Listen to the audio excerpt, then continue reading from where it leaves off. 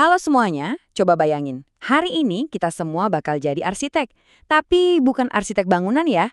Kita mau ngebangun sesuatu yang jujur aja jauh lebih rumit. Kebijakan publik. Yep, kita bakal bedah tuntas gimana caranya bikin aturan yang kokoh. Dari fondasinya sampai ke atapnya. Pernah nggak sih kita ngeliat sebuah peraturan terus mikir, idenya bagus banget loh, tapi kok pas dijalanin jadi berantakan gini ya?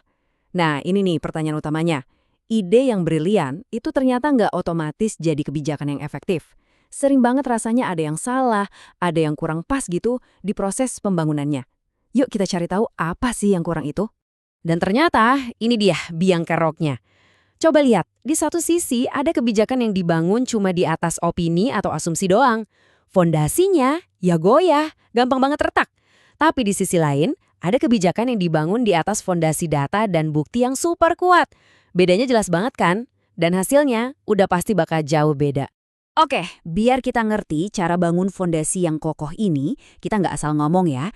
Panduan kita kali ini datang dari materinya para ahli kebijakan di Lembaga Administrasi Negara Republik Indonesia atau LAN RI. Nah, mereka inilah arsitek-arsitek kebijakan yang sehari-harinya ngelatih para pembuat aturan di negara kita. Oke, jadi kita udah sepakat ya, fondasi yang kuat itu penting banget. Sekarang pertanyaannya, siapa sih arsitek di balik semua ini? Nah, mereka ini punya jabatan resmi, analis kebijakan. Merekalah para profesional yang tugasnya merancang dan mastiin setiap bangunan peraturan itu bisa berdiri dengan tegak dan kokoh. Tugas utama mereka itu namanya analisis kebijakan. Dan jangan salah sangka dulu. Ini bukan sekedar debat kusir atau adu opini di ruang rapat loh. Ini tuh disiplin ilmu sosial terapan yang serius banget. Coba deh bayangin kayak insinyur sipil yang ngitungin setiap detail kecil sebelum bangun jembatan. Nah, mereka juga gitu, pakai metode riset buat mastiin bangunan kebijakan yang mereka bikin itu aman dan benar-benar berfungsi. Ada pakar namanya William Dunn, dan dia ngasih kita petunjuk penting di sini. Coba deh perhatiin dua kata kunci ini, menghasilkan dan mengubah informasi. Jadi, tugas seorang analis itu bukan cuma ngumpulin data mentah, bukan, tapi mengolah data itu jadi sesuatu yang baru, jadi pengetahuan yang relevan dan bisa langsung dipakai buat ngambil tindakan. Terus ada lagi ES Squared yang nambahin sudut pandang keren lainnya. Katanya, analisis kebijakan itu intinya adalah gimana caranya kita bisa dapat pemahaman yang lebih dalam. Jadi ini bukan soal siapa yang menang atau kalah debat, sama sekali bukan. Ini soal kita benar-benar paham sampai ke akar-akarnya, masalah sosial dan teknis yang rumit itu. Tujuannya itu bukan buat menang, tapi buat benar. Oke, jadi gimana sih cara kerja para arsitek kebijakan ini? Gampangnya, mereka punya dua toolkit utama atau dua pendekatan buat nyurvei lokasi sebelum mulai ngebangun. Yang pertama, namanya analisis kali terhadap kebijakan.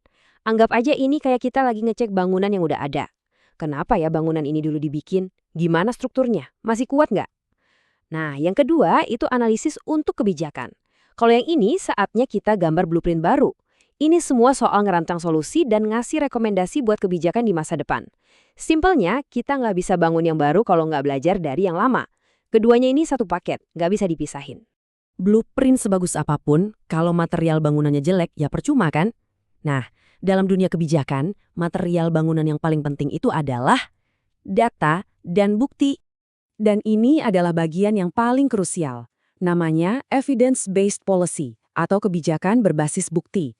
Ini bukan pilihan ya, tapi keharusan. Setiap keputusan, setiap pasal, setiap program, itu harus didasarin sama bukti yang bisa dicek kebenarannya. Bukan lagi zamannya pakai kayaknya sih, atau perasaan saya, nggak bisa. Nah, bukti ini biasanya datang dalam dua rasa utama. Ada riset kuantitatif yang ngasih kita angka-angka, jawabannya soal apa yang terjadi dan berapa banyak.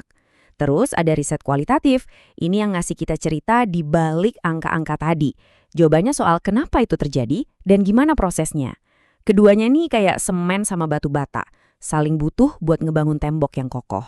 Coba bayangin riset kuantitatif ini kayak kerangka baja dari sebuah gedung. Semuanya harus objektif, presisi. Tujuannya buat ngukur, ngitung, dan nemuin hubungan sebab akibat yang jelas. Datanya ya angka-angka pasti yang kita dapat dari survei atau eksperimen. Kuat, terukur, dan susah buat dibantah. Oke, kalau kuantitatif tadi itu kerangka bajanya, Nah, riset kualitatif ini adalah jiwanya. Isinya, desain interiornya, manusianya. Ini semua soal memahami konteks. Lewat wawancara mendalam, lewat observasi langsung, kita jadi dengar cerita di balik semua angka itu. Kita jadi ngerti kenapa orang melakukan sesuatu. Dan pemahaman kayak gini nggak akan pernah bisa kita dapat cuma dari lihat statistik aja. Sip, kita udah punya arsiteknya, punya toolkitnya, materialnya juga udah siap. Sekarang, saatnya kita lihat proses pembangunannya. Ini dia, blueprint 6 langkah untuk menciptakan kebijakan yang solid. Prosesnya kelihatannya logis banget kan? Dan emang seharusnya begitu. Yuk kita bedah satu-satu. Langkah 1. Definisikan masalahnya dengan benar. Bukan cuma gejalanya ya, tapi akar masalahnya. Ini penting banget. Langkah 2. Tentukan kriteria suksesnya. Menang itu kayak gimana sih bentuknya? Langkah 3. Bikin beberapa alternatif solusi. Ingat, jangan pernah jatuh cinta sama ide pertama doang. Langkah 4. Analisis plus minus dari tiap alternatif tadi. Langkah 5, nah baru deh pilih mana yang terbaik. Dan terakhir, langkah 6, terapkan kebijakannya. Kalau satu langkah aja kelewat, seluruh bangunan bisa goyah. Tapi, tunggu dulu.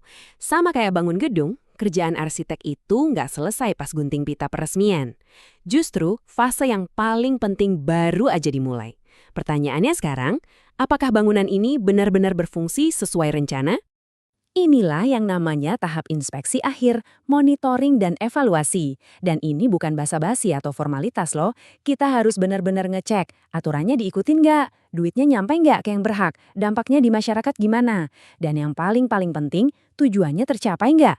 Soalnya, tanpa inspeksi ini, kita nggak bakal pernah tahu apakah bangunan yang kita bikin itu sukses atau malah butuh dibongkar dan direnovasi total. Semua ini membawa kita ke satu pertanyaan terakhir yang cukup dalam sih. Kalau pemerintah aja dituntut pakai bukti buat membangun negara, gimana dengan kita? Saat kita membangun hidup kita sendiri. Untuk keputusan-keputusan besar, soal karir, keuangan, bahkan hubungan, apakah kita udah jadi arsitek yang baik buat diri kita sendiri yang ngambil keputusan berdasarkan bukti? Nah, itu pertanyaan yang kayaknya seru buat kita renungin bareng-bareng.